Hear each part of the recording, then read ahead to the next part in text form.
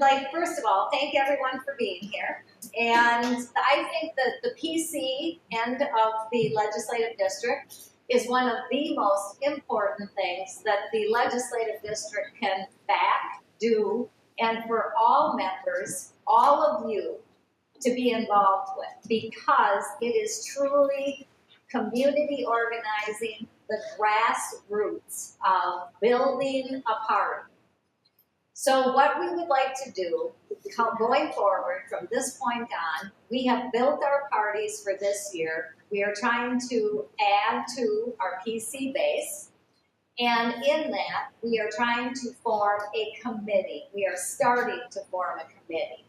We would like people who are interested in any part of the building process to become involved and sit on a committee with us. And we would like for those people to be assigned small projects. For example, we have 46 precincts in LD 10, which has been talked about before.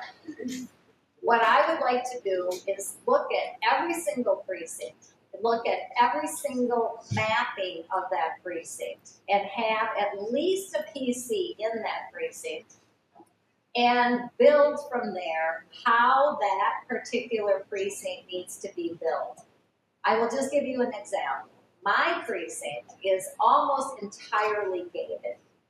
So we went to each gate, asked people we knew, what's your gate code? Can you drop invitations to our house parties within your gate? It's just one example of one precinct that we worked. There's many other precincts where knocking doors is not the answer. But what we would like to do is to examine all 46 precincts and start there. I would also like to say that it's personal relationship building. And I was looking around the room earlier and I was like, this is really interesting. Ginny and I worked together on the coordinated campaign for Kamala Harris. Jennifer and I worked together at the vote center. Vicki and I worked together at the vote center. Lillian and David and I met through SWEEP. Michelle McNeil and I met through SWEEP. All outside organizations that we signed up for or did something. And in a lot of instances, I now have lifetime friendships with these women. To the extent that this year for New Year's Eve, I'm single. I had a little girls get together. It's grown quite, a bit. And of course, for New Year's Eve, it's New Year's Eve, but what did we talk about? Politics, community building. We had indivisible people there. So it is also a great social network, and we can community build through that. That's just one example of things that you can get involved with and doing. You come to trivia night, you can do all of these things. But I would highly recommend that everyone pick up this sheet, which is available out on the table. It has the candidates on the back, but on the front of this sheet are all of these other things that you can get involved with, besides getting involved with the LD.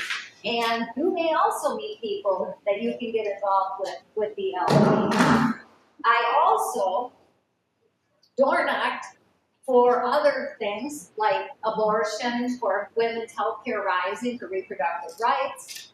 I door knocked for several different things. In that, I carried with me a little sleeve, a little bag with sleeves of different things, different sheets, different information. And so when I door knocked, they would say, well, who should I donate to? How can I register my daughter to vote? All of these, I would just hand them the card, I'd hand them the QR code. So all of these things are learned from experience. So when you would go out as a PC and say you would door knock, we would send someone out with you. So that's just a little bit of a background on how I personally got involved with the legislative district and then decided to become a PC. I was at one time on the board. We are looking to build all of these things. So let's get into the slides. So basically, we want to strengthen our district through education and connection, grassroots organizing, which is PC, so it's voter, PC, and then legislative district people. Understanding the role of the precinct committee persons and building relationships with fellow LD10 neighbors. It is truly the heart of organizing. It is the baseline of meeting, organizing, socializing, and actually bringing reform through hard work and grassroots. Connect voters to the Democratic Party, builds trust through neighbor-to-neighbor relationships.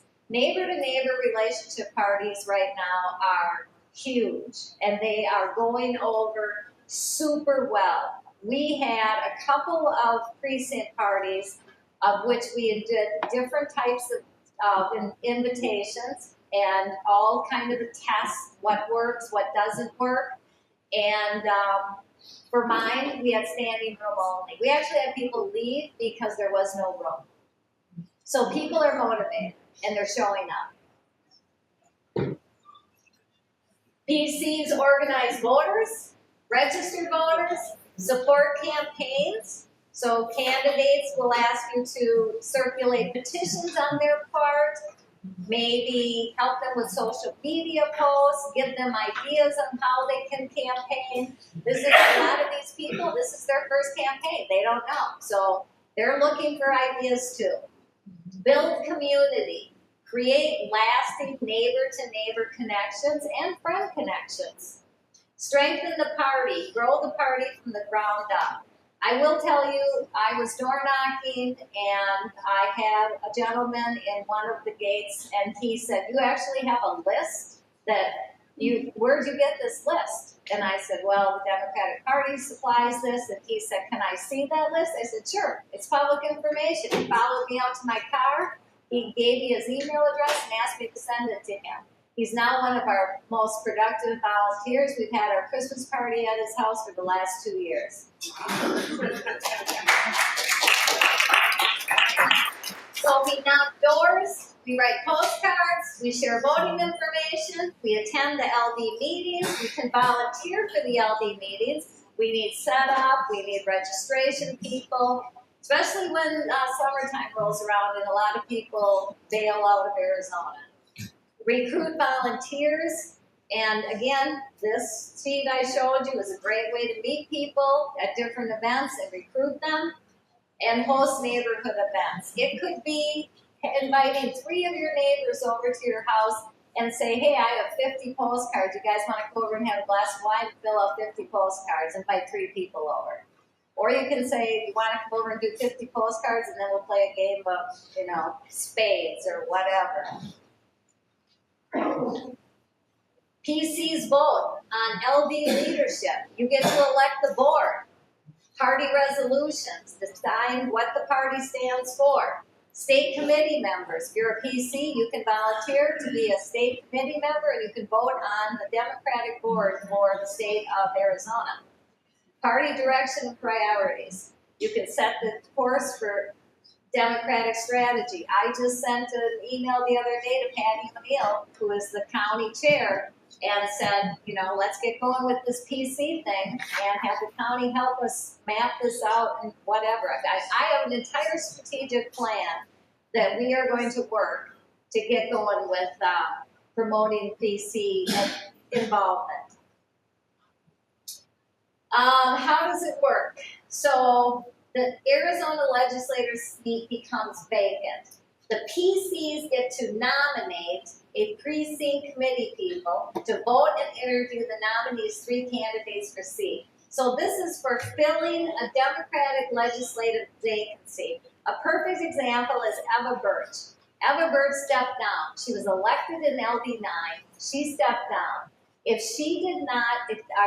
the precinct did not have enough PCs, she would have had to go to a special election.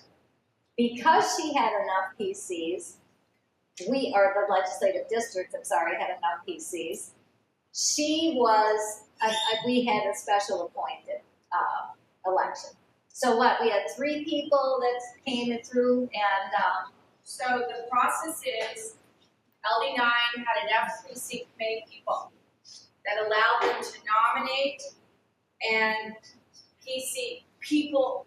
So y'all only have to be a qualified elector to run for office in Arizona. So for that, you can nominate a qualified elector, and then they voted and had a quorum. They selected 3 nominees that then went to the Board of Supervisors. They interviewed them, and then they made the selection. What Mary just said, if they hadn't had enough PCs, it would have had to go to the governor for a special election, and then it opened it up for the Republicans to fill the seat. So this is why we are beating the drum on why this is important. We need to have this type of power. If we were to say, so Blair Moses wins the Senate, Brian wins the House, something happens and they have to step down. We want to be able to select their successor and have at least a say in it. We don't want it taken back by the Republicans. We want to keep it. yeah, we don't want to run again. Okay. So here's where they fit in. The bottom are the Democratic voters, which are all of us. We are all voters. And then it goes to the precinct committee person. So that is the next level. Then LD10, the county party, and the state party. Keeping in mind that the PCs vote for the boards of all 3 of these parties above us. Okay, let me clarify. The precinct committee people elects the legislative district board. We can also elect the state committee people that want to be state committee people. At the county, the PCs and the state committee people can vote for the county party board. For the state board, it's the state committee members. For every 3 PCs, we get 1 slot for a state committee person. State committee and whatever. Anyway, you know what I'm saying. And think about that. That helps us choose who's at the state party level. Right now we have 5 state committee members. How many Okay. should we have? We filled every PC and everything. I don't know, Martha, do you know that answer off the top of your head? I don't know. We would have to find out. But let me tell you, that's a good stretch goal, Jim. All right. Okay, so there are 2 ways to become a PC. Every 2 years during the primary season, you collect 10 signatures. We give you a list, and that is what VAN is for. So VAN stands for Voter Access Network, and we have a group of people. I have access to VAN. Lots of people within the LD have access to VAN. We can give you something called a turf. If you come to us and say, hey, I want to know every Democrat or left-leaning independent in my neighborhood, can you give me a list? We'll say yes. We will give you that list, and you can go out and knock on the door, email them if the email's available, whatever way you want to contact them, and invite them to do something, anything. You can invite them, like I said, to come to your house with a postcard. You can have a party. But the LD, like I said, we are forming a committee, and we will help you develop these parties, roles, whatever it is that you're looking to do, depending on the organization that you have in your precinct. In your precinct. Every single precinct is different. So you can. It's voted on by Democrats in your precinct if more people run than there are openings. We had that happen one time this year where we had more PCs than openings. Then it was supposed to go to an election, and one of them just said, forget it, I'll just drop out, and we have a full slate in that precinct. We have many precincts that have no one, which is a problem. So we are looking to fill those precincts. And if you are not able to get out and get those signatures, you can be a write-in. And we handed out 3 write-in applications to candidates here. So it gets you in. It's the same as being an elected. It's just in a different election. We prefer that you get 10 signatures. That ship has already sailed. The reason being, we like for you to meet your neighbors, and that's how I met a bunch of my neighbors and got them involved with me. Now I know all of my neighbors. When I'm out walking my dog, we stop, we talk about politics, they tell me they wish, whatever would happen to the president, we all laugh, and then we continue on our way. But we all know who each other are now, we appreciate it. The other thing is you can do an appointment. The only problem with an appointment is it's short-lived, but we would not say no to an appointment. It would get you involved. There are multiple PC slots per precinct, depending on how big they are, based on the number of Democratic voters in there, and many still have open seats that we're looking to fill, so we are asking for people to step up. Why becoming a PC matters? Having a voice inside the party, being able to vote, helping shape the strategy. We're looking for input on how to go forward. Organizing your neighborhood, supporting the candidates who share your values, making new friends, and building community. Honestly, I think that from my standpoint, making new friends and building community has been the most #1 important thing to me. You can join LD10 Democrats grassroots team, build relationships with your neighbors, help strengthen our community, bring your voice, your energy, and your ideas. Join us, build with us, let's shape Arizona 1 precinct at a time. So I would like to introduce Martha McCoy.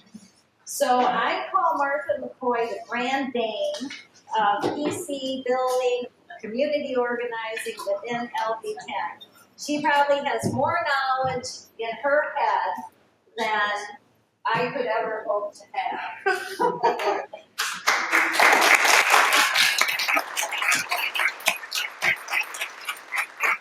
Hello, everybody. I don't have a slide presentation.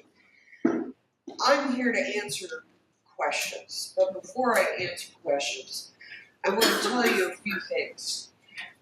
One of the reasons why we're stressing precinct committee people so much is that the process has been ignored for about 8 years. And I realized that coming into November and realizing the Arizona Democratic Party isn't doing this, the Maricopa County Democratic Party isn't doing this, the LD10 isn't doing this, what's the problem here? And then it occurred to me that ever since COVID, we redistricted in 2020. Then we sat around for 2 years and not seeing each other in person. And then after we got out of our COVID coma, we put all of our energy into LD9, and justifiably so, because we got 3 legislators out of LD9, and that is very good work. Thank you. But it's now time to focus on LD10. We have 37,000 people to get to the polls to vote. Will it elect Brian or Blair? I don't know. We're overwhelmingly outpaced by Republicans. balance. However, 37,000 votes will re-elect Katie Hobbs. It will re-elect Chris Mays, and on down the ticket. And last year, or last cycle, we did a pretty good job of getting the message of voting down ticket. And we need to continue to do that. And there were some things that we did that were very effective, which we need to fundraise for. One of them is the voter register, or not voter registration, but the voter guide. It was very popular. We sent it, how many did we? Oh, we sent it down thousands. I myself printed 4,000. I know out of my house during GOTV, we delivered 7,000 voter guides to people's doors. Now that was in conjunction with the Harris campaign that we were able to hit that many people. But we also sent it by email. We had them at the voter centers. And by the way, the voter centers, the men helped us out. Thank you, Jim Melzer and Mark Walters, and I think the colonel back there, Saxon helped. The women were sitting at the voter centers and getting harassed by the Republican Party, and I stepped in and saved the day. I'm really glad.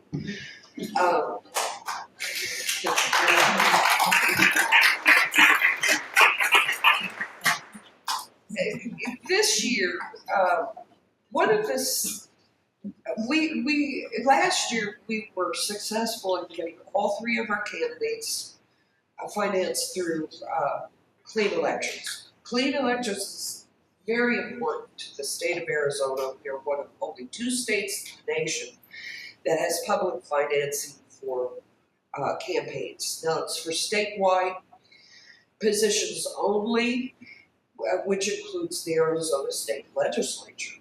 And Katie Hobbs could run clean, or all the other candidates could. I think the only ones are the superintendent of public schools and the corporation commission that are taking advantage of it. But what it is it's the absolute opposite of Citizens United. Everybody complains about Citizens United. But in Arizona, we have a system where for $5, so many individual $5 donations, and we can have a fund to give our candidates to run a campaign. It's not a lot. It's $50,000 basically for this cycle, but that buys you road signs, yard signs, hand cards, a mailing close to the time of the election, and that really is the basics of campaigning that a campaign needs to run. Yeah, debate. Oh, and a debate, yes, and a debate. Of which it's interesting, sometimes the Republicans participate, sometimes they don't. And we have some funny stories about that too, but at another point.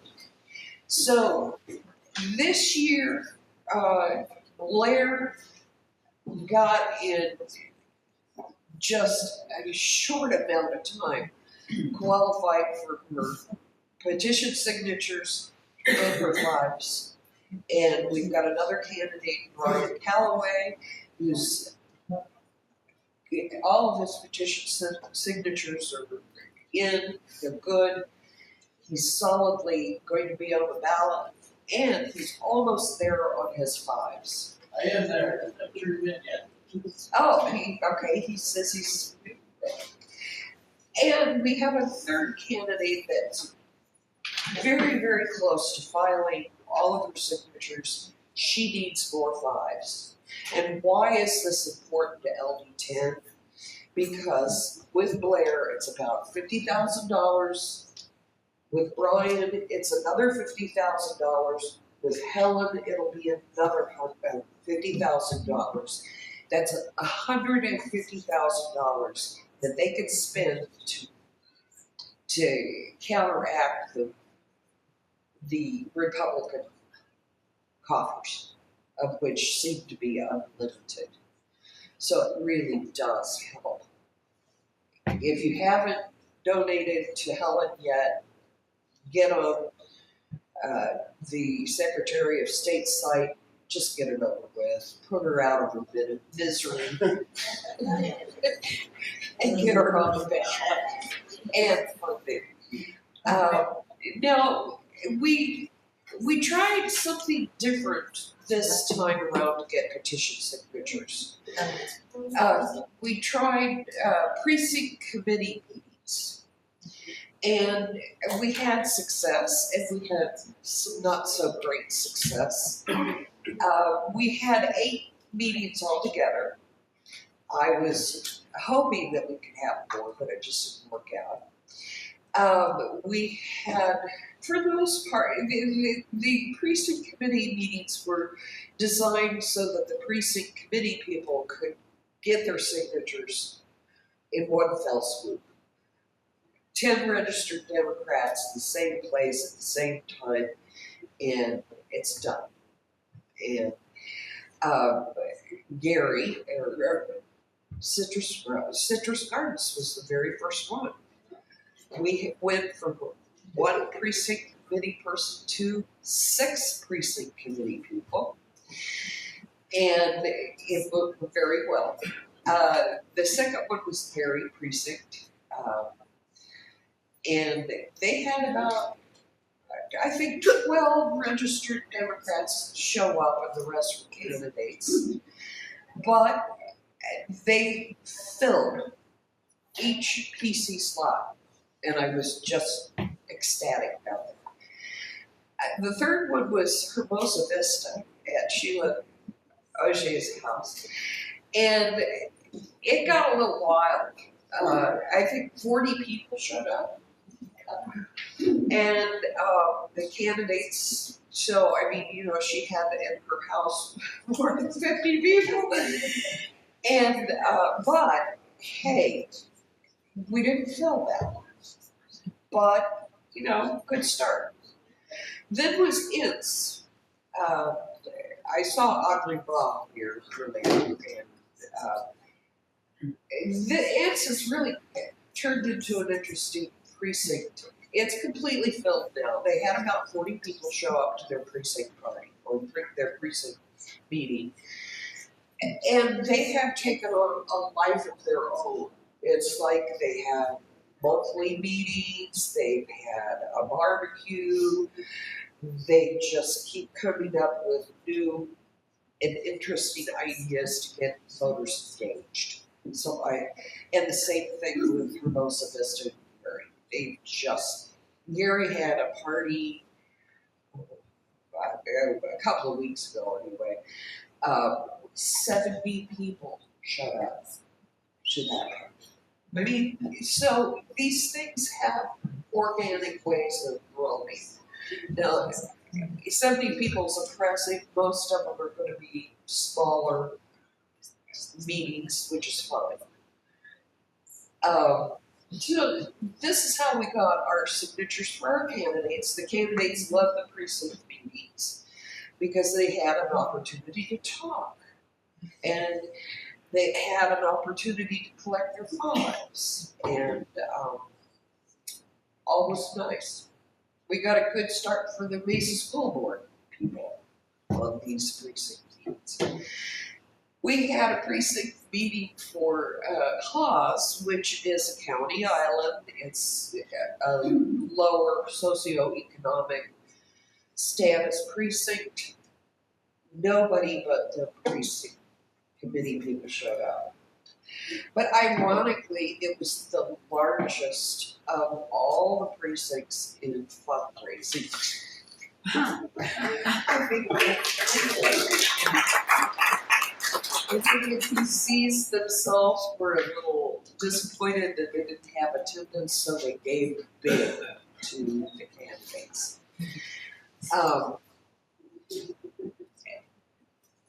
In the future, we're almost done with the with getting signatures for candidates. The school board and the city council still need signatures. The school board's in June, so they have plenty of time. I was surprised that nonpartisan city council is next Monday for the signatures. So if you haven't signed for Gary Hart or Danny Hart, please sign his petition, and we'll try to get it verified and everything before we go. Also, there's a petition. Jared, grab the one for Schweiber. It's Maricopa County Community College at large, so everybody in this audience can sign it if they haven't, because I know because it just came out. Also, is it mostly everybody in this room qualified to sign Laura Nicholas for And the municipal board? No, I'll be honest. Not everybody, Certain precincts. certain precincts can sign Laura's. As a challenge, because we're on the very last end of getting signatures, I'm going to run a canvas that if you're interested in helping, I've chosen 2 precincts, one for District 5 City Council, and one for District 6 City Council. And let's try to get the last minute signatures.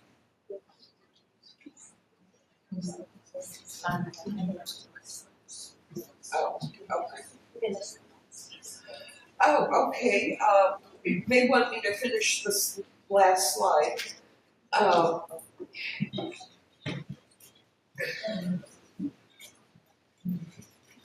it works. Precinct leaders start with friendly doors. We'll give you a list, and just knock on the door. The first year that I started canvassing, I barely got my own signatures. The second cycle, I went to the same doors that I got before, and I got signatures for every candidate. The third cycle that I went to these doors, I not only got my signatures, the candidates' signatures, I also collected all their fives. So, and the fourth time, I would get their signatures, their fives, and I collect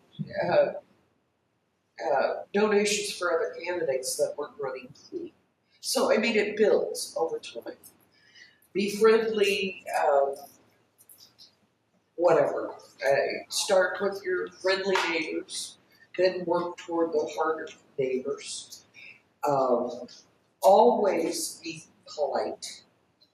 There's no reason to get mad at them for any reason at all.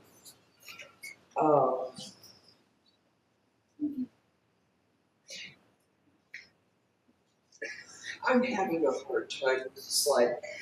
There's one thing that I'm going to step down from the board, but I'll be involved. And I am moving over to SOS, the Safer Schools, because I think that the initiative petition that they have for vouchers, limiting the vouchers, is going to be one of the driving forces of the Democrats going to the polls to vote. And we have had success with these little meetings. Some people call it 5 for 5, neighbor to neighbor is another thing. I call them BFFs. I'm planning to have a whole bunch of BFF meetings, meaning that you invite your 5 best friends to your house to talk about the voucher problem and to sign the petition. And with that visit, we have 3 legislative candidates who are not raising money. They're not asking for money because they've already got the funding, and they'll be available to talk. Another tack could be, please have a fundraiser for one of the school board members. We'll have the SOS petition available and a candidate to talk. These are small little gatherings, but they don't have to be just Democrats. We need to get independents and Republicans involved too.